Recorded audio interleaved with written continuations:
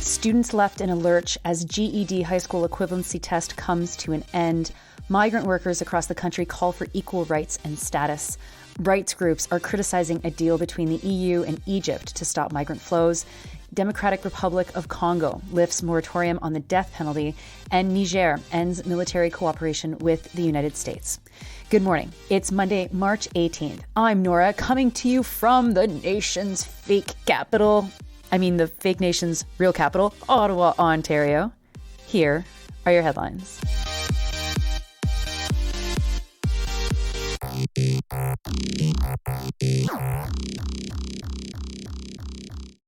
We start this morning in Ontario, where students across the province are being blindsided by the cancellation of the General Educational Development, or GED, test in the province.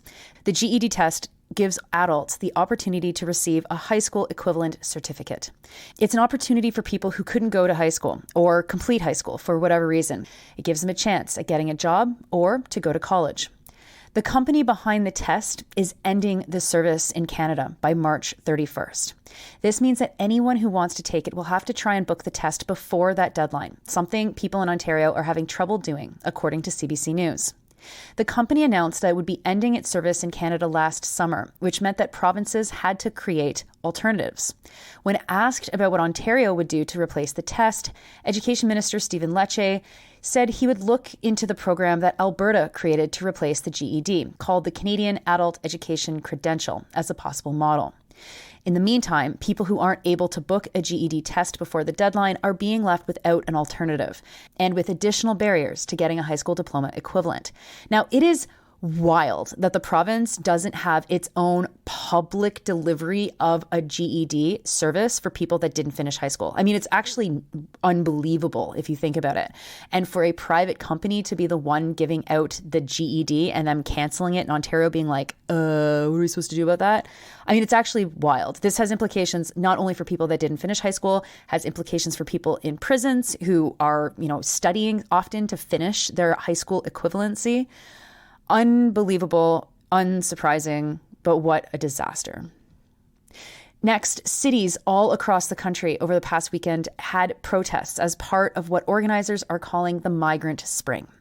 The demonstrations were organized by the Migrant Rights Network, a Cross Canada Alliance, quote, to combat racism and fight for migrant justice, unquote. The protesters were calling for a program to regularize the status of migrants and deportations and immigration detention.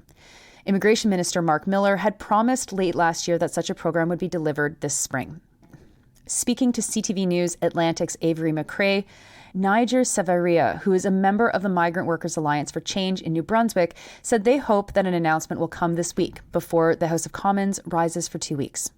Meanwhile, protesters in Montreal told CBC that their goal was to make sure no one is left out of whatever program the federal government comes up with. This comes after Quebec Premier François Legault had asked that Ottawa hand over full control over immigration to the province, a request that the federal government declined. And you will remember that Newfoundland and Labrador is still putting people who are seeking asylum into prisons, a practice that many other provinces have since phased out.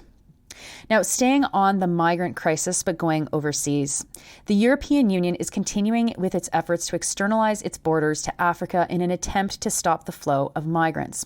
This time, the EU has decided to strike a deal with Egypt worth just over $8 billion that has already drawn criticism from rights groups.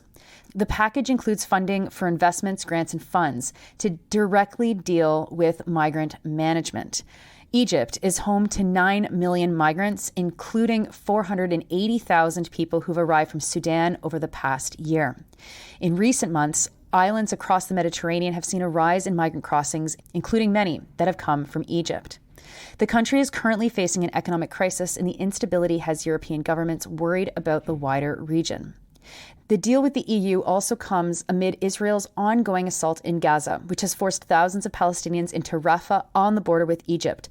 Thousands more have fled to Egypt, as it's the only country that they can pass through to go anywhere else. There are worries that they could be forced to settle in the Sinai Peninsula as part of Israel's ethnic cleansing campaign. Human Rights Watch criticized the deal, saying, quote, "The blueprint is the same as the flawed EU deals with Tunisia and Mauritania. Stop migrants, ignore abuses," unquote. Next, Niger has suspended its military cooperation with the United States. This is a major blow to America because the agreement allowed it to have military personnel and operate an airbase in Niger.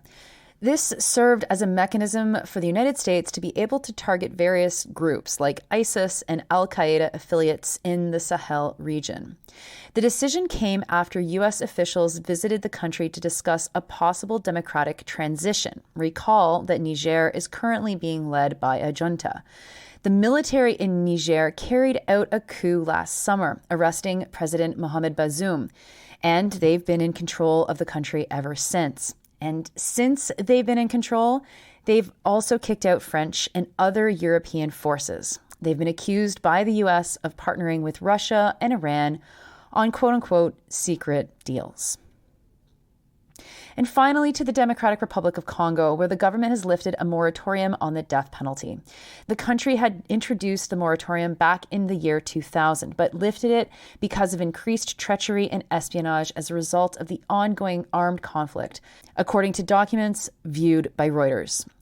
In response to this move by the Justice Ministry, a citizens group called Lucha, Lutte pour le Changement, or Struggle for Change, said in a statement on Twitter that, quote, "In addition to being unconstitutional, lifting of the moratorium opens the door to summary executions in this country, where the defective functioning of the justice system is recognized by everyone," unquote.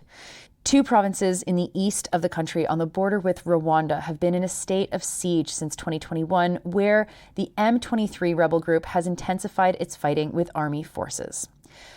The DRC and Western countries accuse Rwanda of backing the M23 Tutsi-led group, accusations that Rwanda has denied. M23 and more than 100 other armed groups have been vying for control in the mineral-rich eastern region of the country for years. The ongoing conflict has displaced thousands of people and has cut millions of them off from aid. This all comes as the UN said it would end its peacekeeping mission in the country by the end of 2024, after the calls from the government to do so for failing to protect citizens from armed groups. Those are your headlines for Monday, March 18th. I'm Nora. You're lucky that St. Patrick's Day fell on a Sunday and you're not going to get to listen to me to sing The Foggy Dew or something like that.